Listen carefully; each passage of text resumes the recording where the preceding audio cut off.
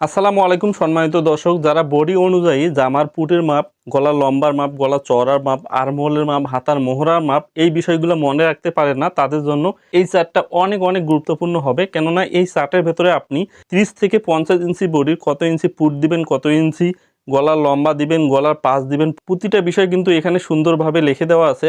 এই চার্টটা দেখে আপনি কিন্তু সহজেই 30 থেকে 50 ইঞ্চি বডির পুট, গলার লম্বা, গলার পাশ এগুলো কিন্তু আপনি দিতে পারবেন।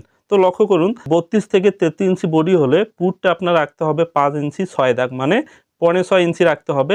গলার পাশে গলার যে আমরা স্বর্ণ দেই সেটা 2 ইঞ্চি পরিমাণে রাখলে হয়ে যাবে 32 থেকে 33 বডির জন্য। গলার লম্বাটা আপনি দিবেন 5 ইঞ্চি 6 দাগ, মানে 5.25 ইঞ্চি বা 4.5 ইঞ্চি দিলেও হয়ে যাবে। হাতার মোহরা, হাতা যখন কাটিং করি হাতার মোহরাটা বা হাতার বগলটা আমাদের এখানে 7.5 ইঞ্চি রাখলে হয়ে যাবে।